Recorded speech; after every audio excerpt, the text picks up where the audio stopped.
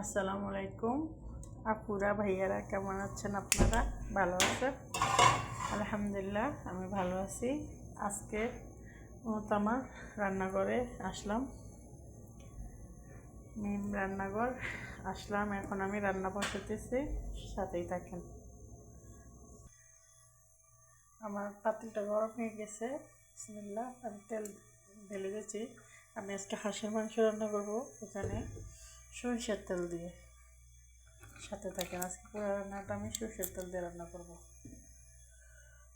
এখানে আমি তেল দিয়েছি, তেলটা একটু গরম হওয়ার জন্য অপেক্ষা করতেছি। যত সরষের তেলের একটা মানে গ্রান আসে, গ্রানটা আমার বেশি একটা ভালো লাগে না, সেজন্য আমি তেলটাকে একটু হালকা গরম দিচ্ছি। হ্যাঁ, এখন আমি পেঁয়াজ দিয়ে দিতেছি।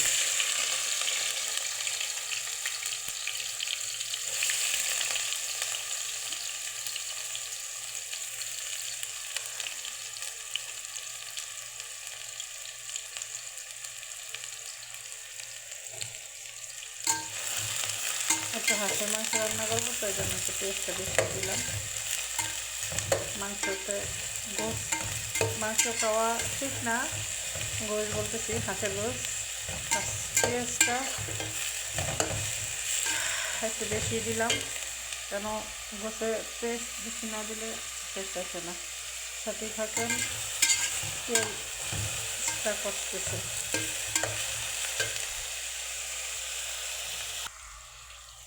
আমি সব বাটা মশলা ইউজ করবো, এই জন্য অল্প একটু তেজপাতা, এলাচ আর দিয়ে দিচ্ছি। সবগুলো আমি দারচিনি, এলাচ সবগুলো মানে বাটা ইউজ করবো। তো আজকে দুইটা আর কি দিলাম, এই আর কি।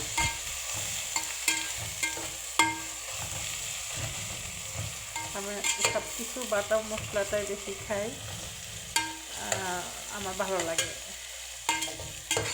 তরকারির ঝোলটা অনেক ঘন হয়, দেখতেও ভালো লাগে, খেতেও টেস্ট আসে।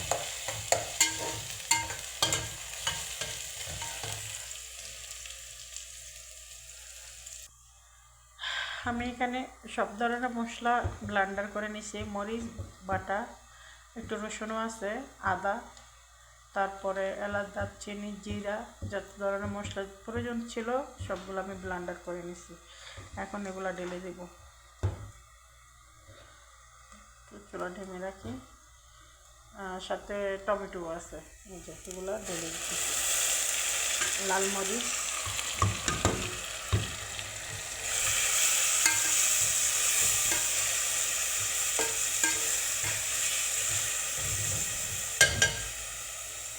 রসুন বাটা একটু প্রয়োজন, রসুনটা কম দিচ্ছে এখানে। হ্যাঁ, মশলা একটু কষার পরে তারপর হলুদ মরিচ দিব, সাথে থাকে। হ্যাঁ, হাঁসের মাংসটা দিয়ে দিছি আমি। এখন নাড়াচাড়া দেব।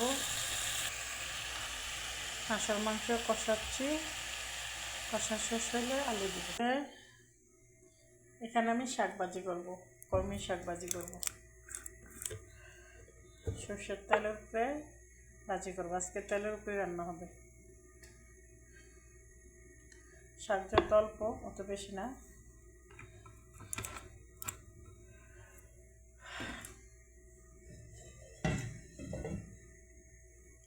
তেলটা গরম হওয়ার জন্য অপেক্ষা করতেছে। এটা হচ্ছে আমার কলমি শাক ভাজি। শাক ভাজিতে একটু পেঁয়াজ রসুন বেশি করে না দিলে টেস্ট আসে না। আমি পেঁয়াজ রসুনটা একটু বেশিই খাই সবসময়, সব খাবারে বেশি খাই বলতে, যখন কম থাকে কম দিয়ে রান্না করি, যখন বেশি থাকে বেশি দিয়ে রান্না করি। সব ধরনের রান্না আলহামদুলিল্লাহ জানা আছে, অভিজ্ঞতা আছে। অল্প খাওয়ারও অভ্যাস আছে, বেশি খাওয়ারও অভ্যাস আছে, পাঁচতলা থাকার অভ্যাস আছে, কুড়ি ঘরে থাকার অভ্যাস আছে। আল্লাহ সব ধরনেরই অভিজ্ঞতা দিয়ে রাখছে, হয়তোবা করে নিছি আলহামদুলিল্লাহ।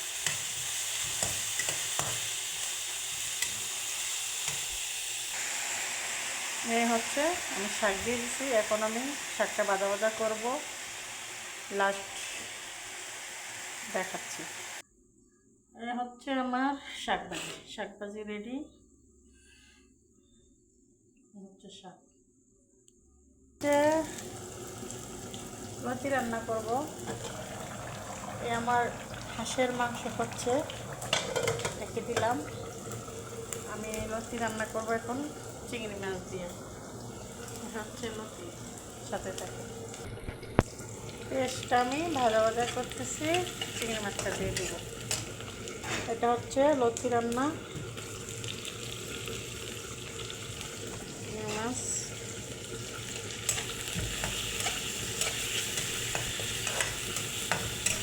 দিয়ে দিব।